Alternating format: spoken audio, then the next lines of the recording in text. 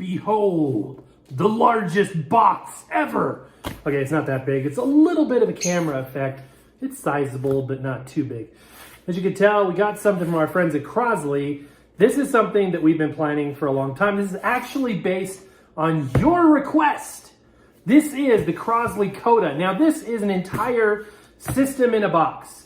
If you're new to vinyl, if you have nothing to start with, the idea is that this will give you everything. Speakers, turntable, everything you need in one box. How good is it? Does it pass the test? Would I recommend it? Stay tuned to find out.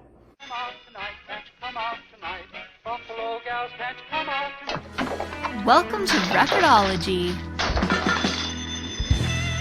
By the way, if you are watching our videos for the first time, welcome aboard. We not only review record players, but we talk about all kinds of vintage and retro tech. And if you're looking at this as a possible gift for somebody and you're checking it out ahead of time, you're awesome.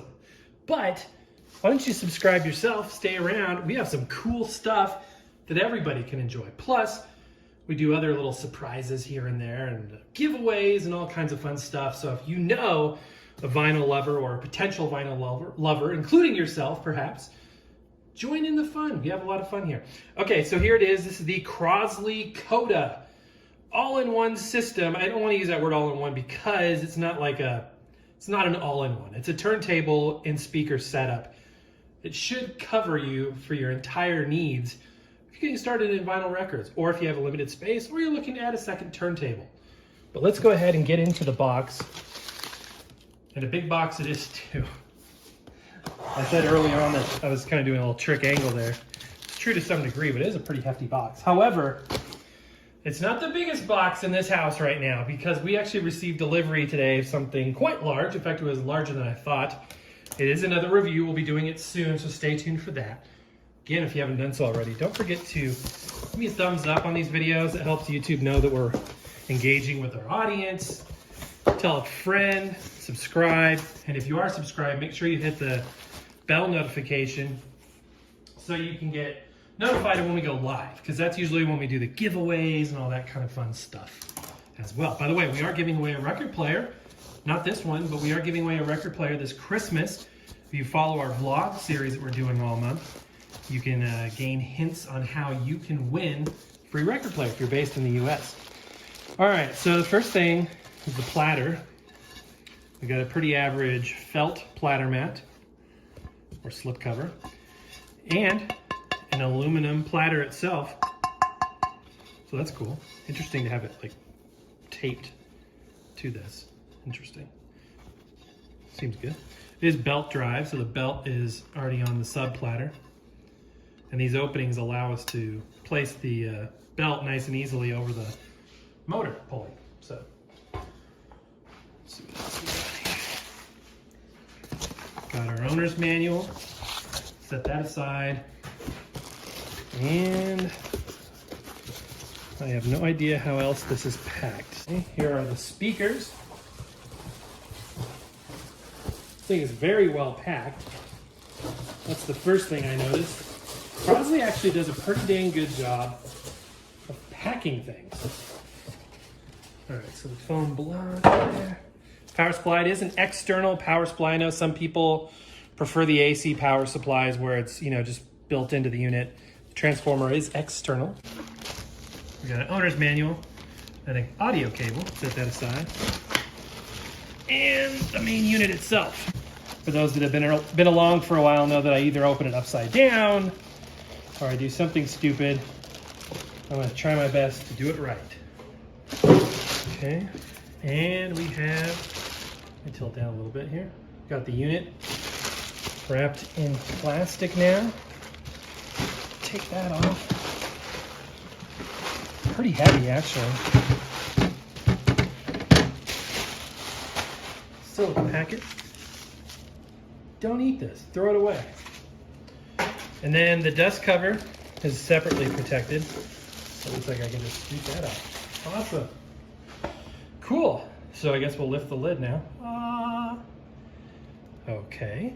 This is cool. Very interesting.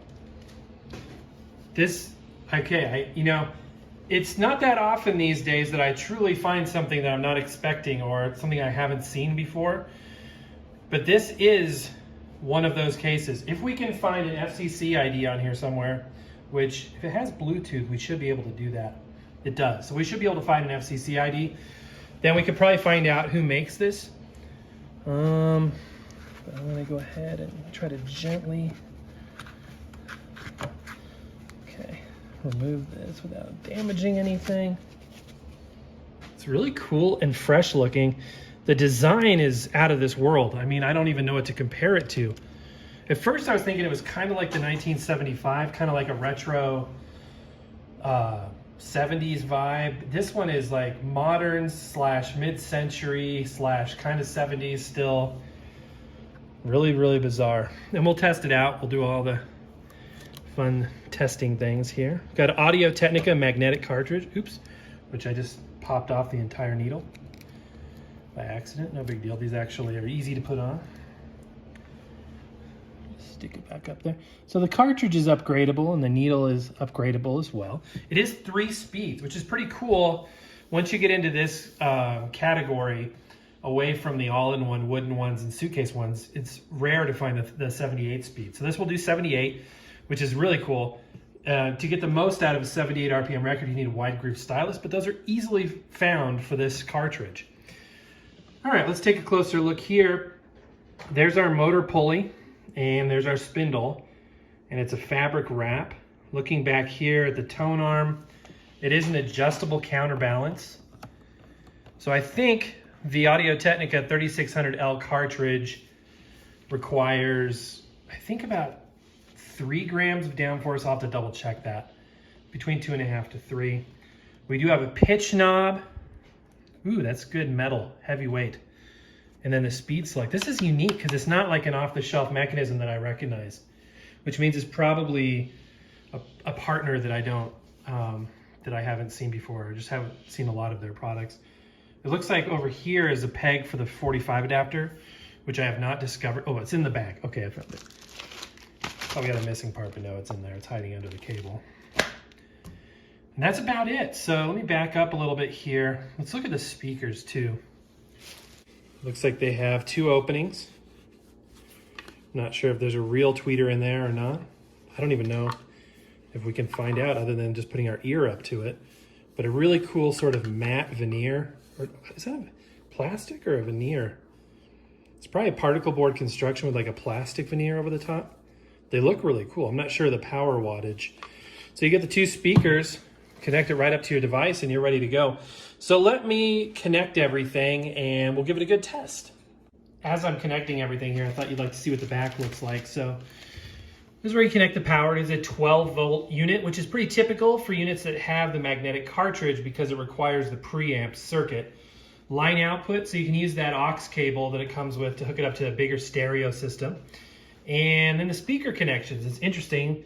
These speakers are using 1/8" mono jacks, which makes it easy because you don't have to worry about, you know, tabbing in some wires, speaker wires. Then there's the FM antenna as well. So, okay, let me finish getting this set up here. Okay, guys, so I was digging around through all the FCC paperwork on this bad boy, and I cannot figure out who they worked for or worked with to develop this. I think it was an in-house design. Everything has Modern Marketing Concepts stamped on it, which is Crosley's parent company.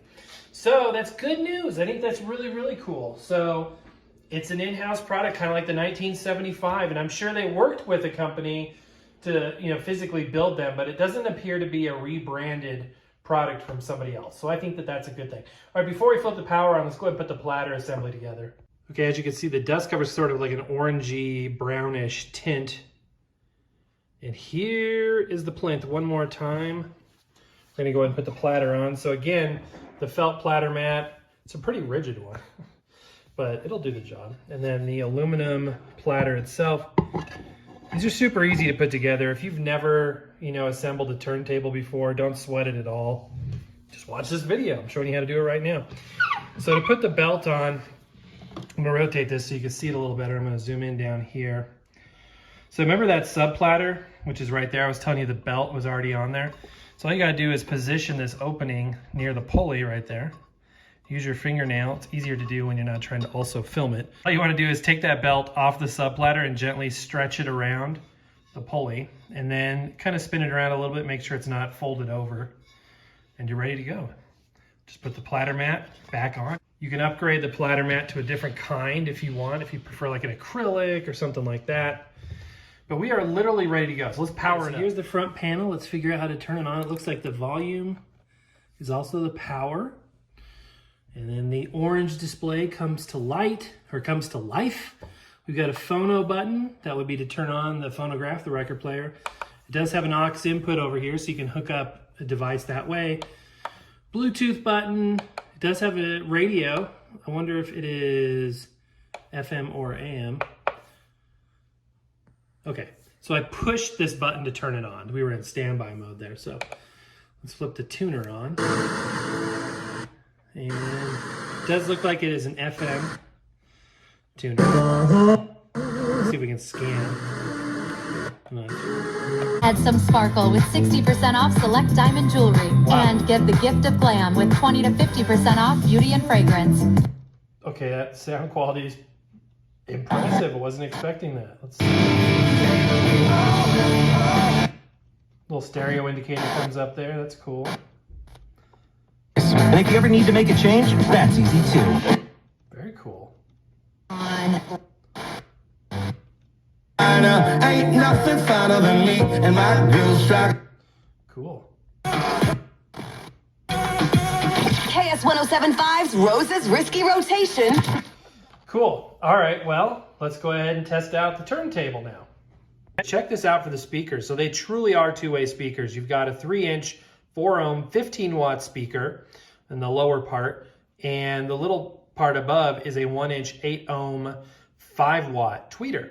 So that's cool. That's really, really cool. And then for replacement needles, the Crosley MP5, which is the Crosley branded Audio-Technica stylus replacement for the AT3600L cartridge. Super, super prolific. You can find them anywhere. They're cheap, but they're also good. They also do a good job. Now, let's go ahead. I'm going to scoot this back just a touch there, and I'm going to remove the stylus guard. This is cool. It's got a, is that metal?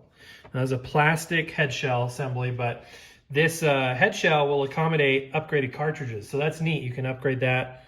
That is a metal tone arm and a plastic piece back here, and obviously a metal counterweight. We need to balance the tone arm. If you've never done this before, just open the release there. See how it's going up by itself? We don't want that, obviously. It needs to come down so it can touch the record, but it needs to do it at the right amount. So how do you do that? What you need to do is find the float point. So you need to rotate the counterbalance until the tone arm just floats in space. It's totally zeroed out. So let's find the float point. This is just a very cursory setting just for the purposes of this video. So it's not going up or down. It's kind of hovering there. We found the float point. We can put it back into the rest and close this clip now. And then just the front piece here, you can see it's a little different color than the back. That is the dial there. So we're going to just turn that outer piece until it says 0. And that will tell us that the float point is zeroed out. And then from there, we can apply, got it close there, not quite. We can apply the actual stylus pressure that we want, which as I said is about 2 grams. So rotating this forward, 1 and 0 is 2. So that's about 2 grams of force now that it will be placing on the record, which is about right. So now we're ready to play a record. How about that?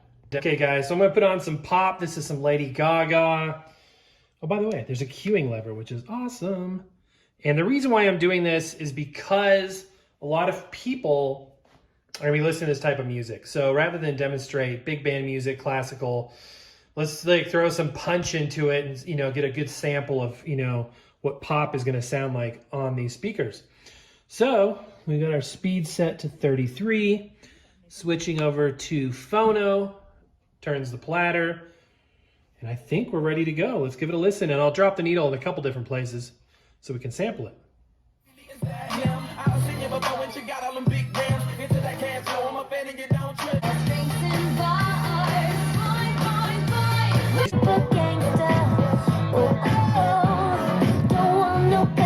So yeah, the bass does not hit very hard it is a full and rich sound.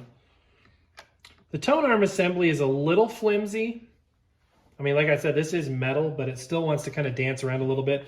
It may help if I dial it in a little bit, because I hate it when they have these decimal point settings on the counterbalance. I'm used to the whole numbers.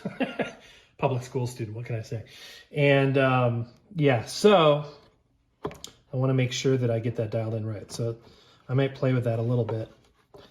Okay, fits pretty snugly on the spindle. Interesting, like it is metal. It's like kind of a brass gold color spindle. That's interesting there. Okay, let's go ahead and drop it. I'm just going to do it by hand without the cueing lever here on this side. In your brown eyes. There's no anti-skate. So that's a setting that, for those of you that don't know, that the tone arm, by its very nature, is going to have a tendency to pull towards the middle. And what happens sometimes, so they've applied like a little counterbalance there. You can see it pushing back a little bit. Ideally, you shouldn't have it fighting against you at all. It should either, it should stay put wherever you leave it. And that's a setting that this one is missing. For an entry-level player, it's not a huge deal. It's not going to ruin anything. But you don't want the tone arm introducing pressure left or right on the groove, because if it's pushing on the left or the right, it'll emphasize the sound on the left or right groove wall. So technically, the sound won't be quite as pure. See how it's pulling out of the rest as well? Not a deal breaker. It's kind of on par with the Marley tone arm. If you remember, that one was a little bit, I wouldn't go so far as to say janky, but it was took a little bit of detail to make sure you got it dialed in right. But the trade-off, it's a trade-off, right? It's always a trade-off, cost versus benefit and perceived value and all that good stuff. So far, I'm overall impressed with this unit. I think it's beautiful designed, very unique. It's like nothing I've ever seen. And this is a step up from like an all-in-one or a truly beginner turntable. This is a turntable, not just a record player. It's a component turntable, and it gives you the added benefit of Bluetooth and FM radio, all that good stuff. Aux input. There's a headphone jack too, so you can listen privately. And the speakers are okay. For radio, it sounded really good. With this, it's not quite as rich, but there's nothing wrong with it. All right, we're going to listen to a little Wham here. And we'll drop our stylus. I don't want your freedom. Okay, guys, now we're going to test the aux in a little bit. I just want to get a better sense of the sound quality of the speakers, aside from the turntable itself. So a lot of us talk often about Herb Alpert, records. Do we deride them, perhaps? If you're saying anything negative about Herb Alpert, yes, you are, because Herb Alpert is actually awesome, and I'm going to make you listen to some of his music right now as we test this out. Actually, if you've heard of A&M Records, Herb Alpert is the A of A&M Records. A little trivia fact for you there. It's actually really good music. Like this. That's not a good example. Classics. There's so many classics here, you guys. I'm skipping through it a little bit.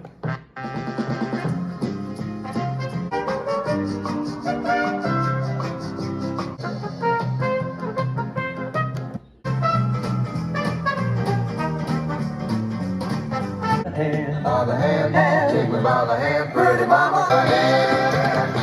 Just alright. Okay, guys, so here's my final thoughts. By the way, to get perfect pitch, or as close to it as I could estimate by my ears, I had to turn it down quite a bit.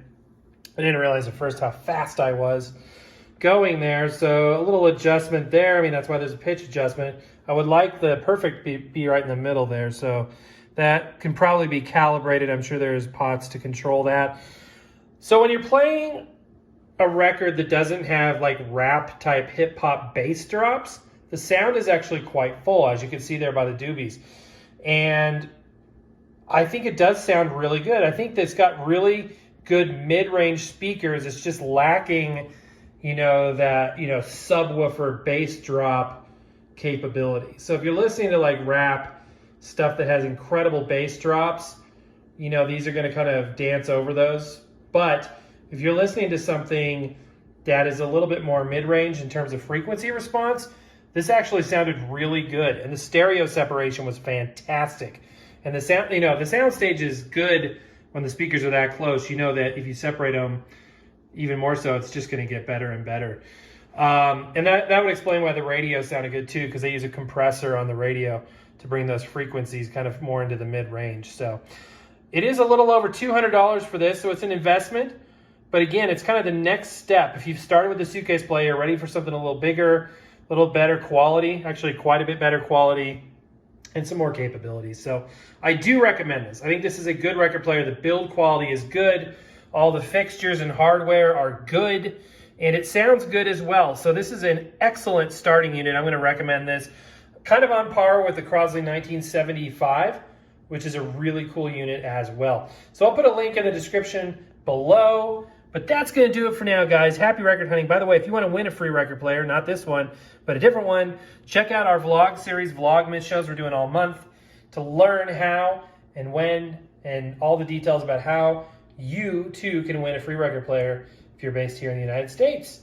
And even if you're not based in the United States, I want to tell you I love you guys and I appreciate you more than you can imagine. So stay tuned for more of these record player review shows coming up later in the next couple of days. You're not going to want to miss it. But that's going to do it for now, guys. Happy record hunting. We will see you tomorrow.